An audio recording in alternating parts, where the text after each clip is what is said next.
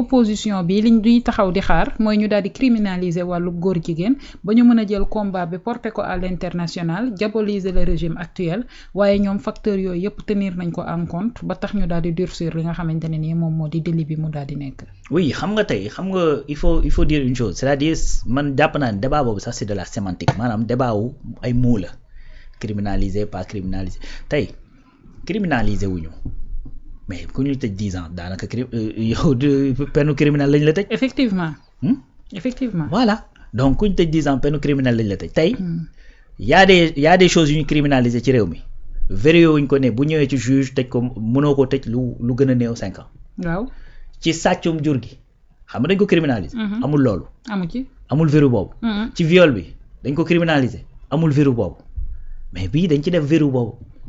même ba ci chanvre indien bi drogue bi amul verrou tu vois donc da ngay ñëw tey kii ñu dóor ko 6 mois kële ñu dóor ko 2 ans kee ñu dóor ko 3 ans et cetera tu vois donc yow fii nga ñëw afficher sa volonté verrouillée même ça veut dire que am na loo xamante ni da nga ciy dem avec rigueur avec poigne que am na yooyu yu gars yi di tiit yoo xamante ni yow sóoraale woo ko léegi nag gis nga ñi nga xamante ni dañuy jël lii dem porter ko à l'extérieur c'est-à-dire c'est peine perdue parce que su fekkoon ni loolu dafay prospérer ben ni Ousmane ni Bassirou Diomaye Faye tey duñ nekk à la tête de ce pays. effectivement bu fekkoon diaboliser gars yi wéy et cetera loolu mooy tax ñii duñu nekk au pouvoir kon heure bi kenn waxatu ko. bu fekkoon diabolisation boobu moom mooy tax tey ñoom duñu mën a doxal le pouvoir bi leen dénk mais kon Sénégal narmeelu na y a 1 an 6 mois parce que nag bi gars yi di soog a ñëw exercice de transparence bi ñu def ci finances publiques yi. waaw connotation bi nga xamante ne moom lañ leen joxoon. d'ailleurs fañ tàmbalee bañ nekkee ci opposition salafiste lañ. jéem leen a jaxaseeg waa réew mi sottiwul. financement occulte finance terroriste force spéciale. dem ca parlement Union européenne wax fa ne ay terroristes lañ dañ leen a rax. minimiser même ñi nga xamante ne dañoo dee ci manifestation yi. démb Ousmane Sonko mu ngi koy fàttali Aïssata Tall Sall. voilà donc loolu yëpp bu fekkoon ni loo xamante ne lu mën a prospérer la kon du ñu yegg si fii bay wax naan woy Ousmane mi ngi dem di wuy ci assemblée nationale parce que mooy le premier ministre président Bassirou Diomaye Faye moom moo nekk ci palais ba di diriger le pays et cetera. kon loolu duñ ci yegg si. donc ça veut dire que dem sur le plan international pour porter fa cette communication du prospérer gis nga beneen affaire bi nga xamante ne mooy tax aussi du prospérer. xam nga mooy lan. mooy aujourd'hui le monde est multipolaire.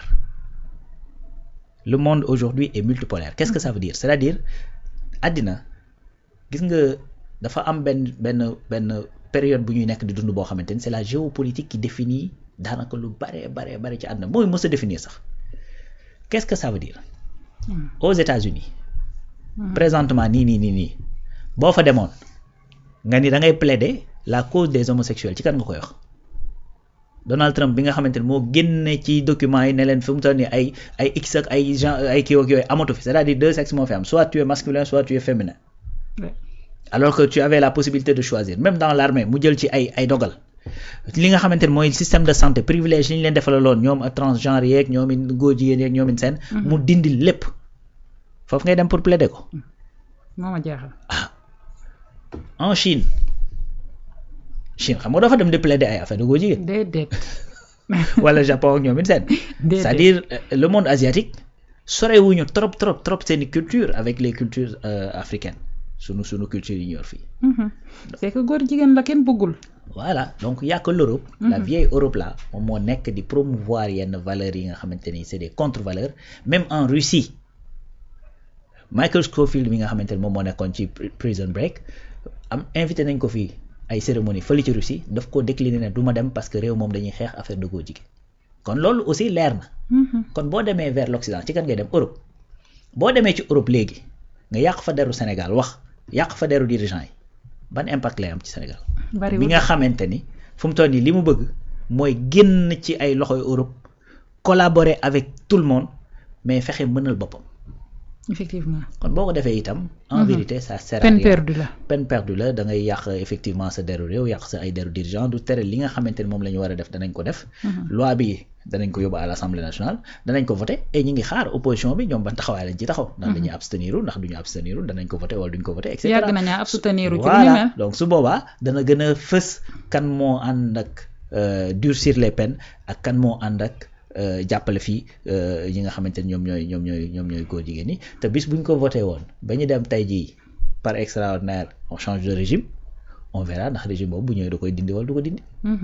kon lii moom féete na boor. féete na boor voilà. leneen loo xamante ne Ousmane Sonko ba tey ci sujet boobu noonu daal dina ciy wax ba daal di ciy wane benn fermeté bokk na ci li nga xamante ne nag moom moo daal di nekk ay secret d'enquête yoo xamante ne ñu ngi koy daal di jël di ko daal di tasaare ñëpp di ci daal di jot nit ñi nga xamante ne dañaa amee doomu jàngoroy sida gi ñu leen di wilipande daal ne ñii dañaa daal di positif wala ñële dañaa daal di négatif mu daal ne mbir mu ni mel nag na daal di dakk et que procureur mu ngi toog di xool ci loo xamante ne tey jii nii mënees na kaa daal di dakkal coow loolu daal di juddu diggante démb ak tey am ñu ci baree bari ñoo xamante ne dañ leen di woowee ay voix autorisées génn daal ne Ousmane Sonko na bàyyi li nga xamante ne nii moom la bëgg ñu def ko muy daal di nëbb li nga xamante ne nii moom moo di résultat yi wala di nëbbal ab góor jigéen et que pendant ce temps transmission volontaire bi mu ngi daal di am fii ci diwaanu Sénégal Ousmane Sonko sàkku téefam ak li nga xamante ne nii gendarme brigade de recherche bu Kër Massar mu ngi koy def boobu ak léegi naka nga koy jàngatee.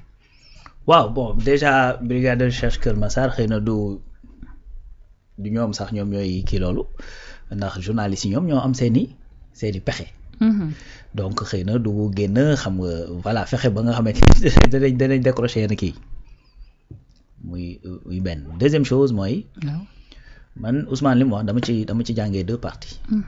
benn mooy une partie boo xamante ni légaliste jéem a xool li nga xamante ni moom la loi wax ak yu ni mel. mais une partie boo xamante ni dafa xaw a mën naa ko tuddee moralisateur boo xamante ni ci moral lay wax. qu'est-ce que je veux dire mooy tey ku ne xam na ni yoon dafa tere nga jël effectivement dossier médical jàmbur wala boog PV d'enquête wala et cetera nga génne ko parce que na mu ko waxee woon ca PV ya. d'enquête yi noonu la ko waxee effectivement ci médical bi.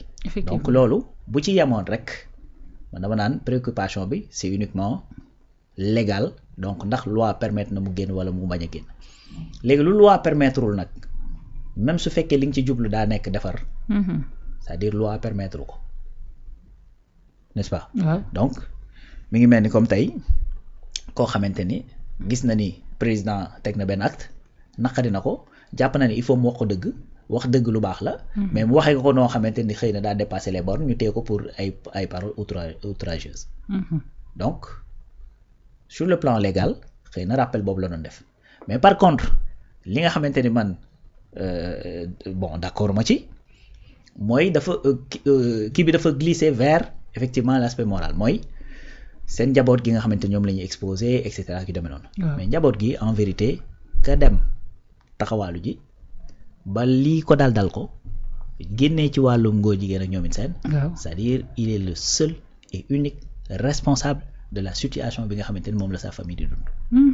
loolu moom il faut que ça soit clair donc beneen affaire mooy encore une fois am na fii ay góor jigéen yoo nga xamante ne jàpp nañ leen avant affaire u Pape Cheikh Diallo beeg ñoom it seen. waaw kenn yëgu.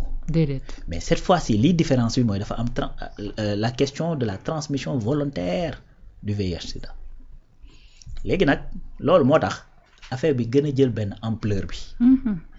et que c'est des gens yu dund fii ci suñu biir nag. di demalante di dëkkalante am ak ay relation d'autres. waaw ñii am ay soxna ñii am ay coro ñii et cetera ki def na tu vois. donc loolu moo tax à un certain moment ben gars yi il fallait que les gens sachent. en plus je pense que loolu du sax une question de sutura wala bañ a suturaal ak yu demee noonu c'est-à-dire la question mooy ne est-ce que lii xew. dafay engager des questions de santé publique ou pas. pourquoi ma wax loolu bi Covid bi mu amee. waaw da ngay gis ñu ne kër sàngam am na ko fa am Covid. waaw da ngay gis nit ñi ñëw wàcc koñ bi encore léewu ñëw def seeni masque ñëw récupérer la yóbbu. ba pare bu ñu ko defee dañ ci communiquer pour ñu mën a xam kan moo am contact avec telle personne. pour ñu mën leen a quarantaine. Ebola bi mu fi njëkkee dugg ñu am benn cas. waaw dañoo def la communication ne fii la jaar fii ak fii ak fii ak fii ak fii ba yegg si Dakar. waaw bi ñuy def loolu c'est pour dire. yéen ñi nekkoon ci trajectoire boobu bu fekkee ni effectivement heure sangam bis sangam fekkoon na leen fa approchez-vous pour que ñu saytu leen. xool exactement qu'est-ce qu'il en est. lii moo doon jubluwaay bi parce que su fekkee ni question de santé publique dafa dugg si forcément il faudrait que nga def ci une certaine communication pour prévenir ñi nga xamante ne jot nañu am contact ak kooku pour que ñooñu approché wu ñu mën leen a saytu balaa ñu yëf yi di nekk ci ñoom te yëguñu ko ñu mën koo wéy di lawal. mu am transmission sax parce que tey su fekkee ni yow man dama am contact ak quelqu'un bu nga xamante ne dafa feebar. man xaw ma ni dafa feebar ñu jàpp ko biñ ko jàppee ñu jàpp ko ci transmission volontaire du VIH. man yëguma ni da doon def transmission volontaire du VIH mais man mën naa dem continuer di dox ci samay di tërëri di dem di def n'importe quoi fekk ne man sax yëguma ni man damaa tawat. donc kooku boo ko yëgee déjà gisoo fan yi nii gisoo ni da ngay jékki-jékki gis ay soxna yoo xamante ne dañuy dugal seen documents. naan gis nga maa ngi et cetera. waaw mooy ñi leen doon fréquenter. voilà peut-être bu ñu waxul woon loolu ñoom duñu am la présence dem parce que xam nga VIH nag dafa nekk feebar boo xamante ni dafa raglu. parce que psychologiquement parlant daf lay atteindre. donc bien que léegi nag am nañ ci maîtrise médecine am na ci maîtrise parce que da ngay gis soxna soo xamante ni dafay am sida jur doom te du ko am. waaw gis koo xamante ni daf koy am ñu jox ko ay traitements yoo xamante ni da koy jël bien sûr à vie mais day dem ba dootu ko mën a wàlleti. tu vois. soo defee plus de 2 ans voire 3 ans. oui topp traitement bi nee nañ wàllante bi foofu dootoo ko defati. dootoo wàlle bien que feebar day nekk ci yow da ngay continuer di jël say traitement et tout ça. donc loolu ça veut dire que am nañ ci maîtrise mais loolu pour nga mën ko def il faut nga xam ne da nga ko am d'abord. waaw donc moo tax ci côté boobu pour man. en vérité c'est pas la société moom moo exposé ñooñu ak seeni famille ñooñu ñoo exposé seen bopp exposé seeni famille mais nag il faut rappeler que sur le plan de la légalité foofu man jàpp naa ni sax fa la Ousmane waroon waxee te yam ci cas boobu cas légalité boobu. parce que dama jàpp ni réponse am daf ci am ñaari fànn yooyu. et puis c'est une logique bu muy wax naan PV d'enquête yi nga xamante ne balaa ngay jóge ci police ba mu nekk ci kii bi. mu nekk ci biti. boobu du moom la ñuy enquête nag. waaw. loolu aussi il faut le rappeler. bi ko Ousmane di wax il est premier ministre. waaw te boobu du moom lañ doon enquête. yàggul barki Dembo Ndiaye la ok boobu ñi ñu doon enquête mooy ñi fi nekkoon démb. waaw mooy ay Farba ak ay Mansour Faye ak ay Moustapha Diop ak et cetera. c'est-à-dire le régime de Macky. waaw ñoom lañ doon enquête seeni PV di génn. puisque moom il a subi loolu nga xamante ne dafay nekk biir bureau juge di wax ak juge. balaa muy génn ci bureau juge bi la ñu waxante mi ngi ci place publique. génnee nañ ko saam ko. voilà léegi nag moom bi mu ñëwee foofu la doon waxee ne il faut que loolu ñu éviter ko parce que ba mu koy wax itam message la woon pour ñi nga xamante ni ñoom ñoo am censé yor document yooyu. te di sàggan ba muy nekk ci loxo population bi. mais quoi qu'il en soit mooy man jàpp naa ni démarche bi ñu ci def c'est la bonne démarche mooy am na loo xamante ne bu dee xew te mu nekk loo xam ni dafa dépasser le cadre privé parce que bu doon koo xamante ni dañ la jàpp rek. dañuy waxtaan. waaw tey bu fekkoon dañ la jàpp rek dem yóbbu la ca yoon visite la gis ne da nga am tuberculose kenn du ko wax. déedéet gis ne da nga am diabète kenn du ko wax. kenn du ko wax. gis ni peut-être da ngaa palu wala da nga grippe wala nangam. personne ne va le dire. mais bu ñu gisee da nga am sida tout court aussi kenn du ko wax parce que ñi am sida te kenn xamu leen ci réew mi bari nañ. mais bu ñu ci dollee transmission volontaire du VIH. là effectivement ça devient problématique et dans ce cas-là c'est-à-dire pour man ku mel noonu. amul c'est-à-dire comme moom dans sa tête il est assez détraqué pour def lu ne mel c'est-à-dire pour man suturaalul boppam te ku suturaalul sa bopp jarul ñu lay suturaal. buñ la suturaalee sax suñu sutura gi di defee effet. waaw mënta def effet nag. waaw yow koo xamante ni moom nee na dajji fàng boppam ba noppi. boo ko bëggee nëbb noo koy nëbbee. day métti. waaw loolu doo ko mën a nëbb. léegi nag njaboot gi nag bon di leen massawu parce que wax dëgg fa yàlla ils sont absolument responsables de rien du tout. mais bon yëf yi moom chacun est responsable de ses actes li ñuy wax naan les comptes sont individuels. waaw bañ na ko gis nga ni mu valable ci pénal. noonu la valable nag ci diggante ak suñu borom.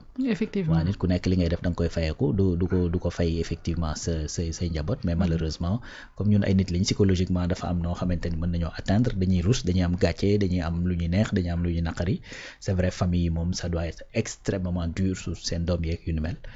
mais quoi qu'il en soit man jàpp naa ni ñoom ñoo ñàkk suturaal seen bopp.